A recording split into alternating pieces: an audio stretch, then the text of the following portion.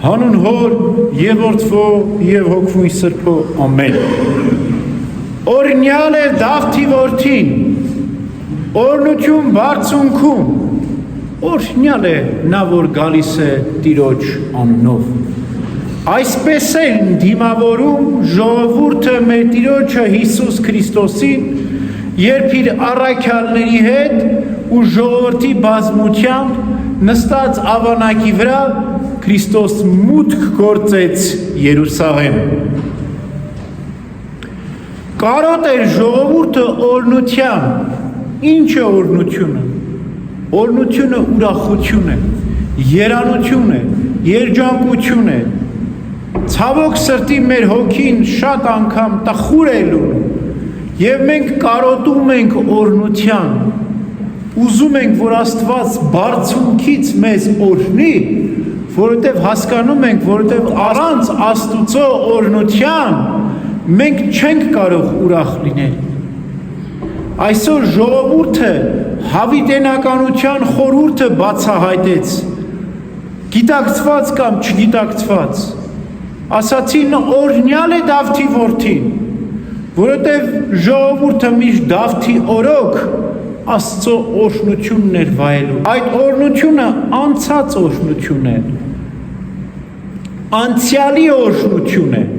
Դավթի օրոք էր այդ օրհնությունը, բայց ժողովուրդը ուզում էր, որ անցած օրհնությունը տեղափոխվի ներկա ժամանակներում։ Եվ ոչ միայն Երուսաղեմում, այլ վերին Երուսաղեմում լինի այդ օրհնությունը։ Օրհնություն բարձունքներից, ժողովուրդը շատ լավ հասկանում էր, որ օրհնությունը բարձունքներից պետք է գա։ Մենք էլ երկրավոր լինելով, այս երկրի վրա ապրելով, պետք է հասկանանք, որ երկրից մենք օրհնություն չենք կարող ստանալ։ Օրհնությունը երկնքից է գալիս է նրանց վրա, ովքեր փափագում են,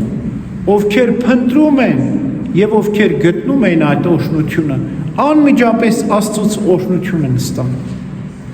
Եվ ժողովուրդը շարունակեց եւ ասաց. օրհնություն նրան,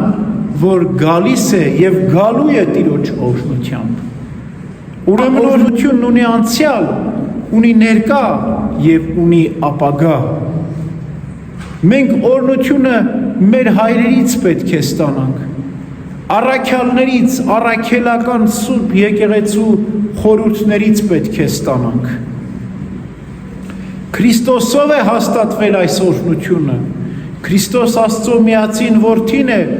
հորից է այդ օրհնությունը ստացել, փոխանցել է առաքյալներին, առաքյալներն էլ փոխանցել են մեզ, հասել է մեր օրերը։ Այսօր մենք այդ օրհնությունը, Երուսաղեմի օրհնությունը, Ծաղկազարդի օրհնությունը, որովհետև բնությունը տեսնում եք ճյուղեր ու ոսկերով ծաղկել է եւ ուրախացնում է ժողովրդին, ինչպես ժամանակին Երուսաղեմ մուտք գործելիս ժողովուրդը իրենց ձեռքերին ձիթենիների եւ արմավենիների ճյուղեր էին վերցրել եւ Քրիստոսին ընդառաջ էին գնում, կանաչը թարմության, ծաղկոնքի խորհուրդն է, որտեղ գարնանը բնությունը ծաղկում է։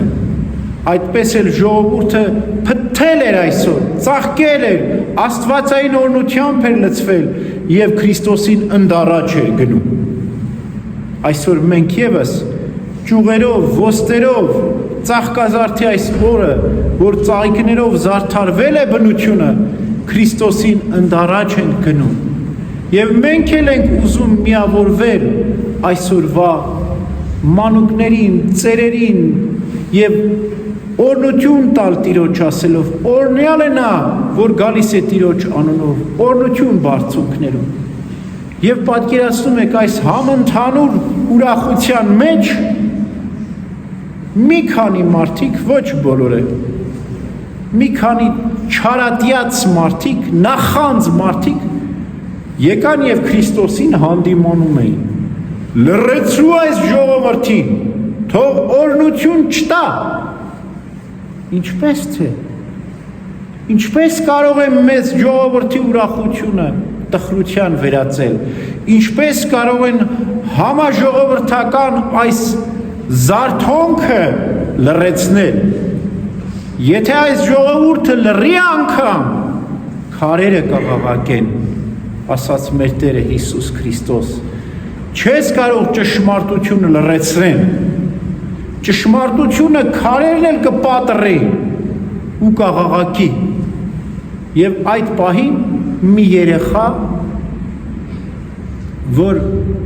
իր գրկում մի փոքրիկ քար էր վերցրել եւ ուզում էր մոտենալ Քրիստոսին, բայց չէր կարողանում, ուզեց այդ քարը իր գրկին իբրև թե իր մանչուկն է եւ մոտենալ Քրիստոսին, եւ այդ պահին այդ մանկան գրկում եղող քարը սկսեց աղաղակել, օրհնություն բաշխել Տիրոջը, որտեվ մեր Տերն ասաց, որ ստնտուները եւ անգամ մանուկները Աստծուն օրհնություն կտան, քարերը կաղաղակեն, եւ այս քարը դարձավ ստնտու մանուկ երեխա եւ Աստծուն փառք տվեց։ Մենք էլ մեր քարացած սրտերը բացենք Տիրոջը, թող մեր սրտերն էլ պատրվեն եւ աղաղակեն ու օրհնություն տան Քրիստոսին։ Օրհնյալ է նա, որ գալիս է Տիրոջ անունով։ Ամեն։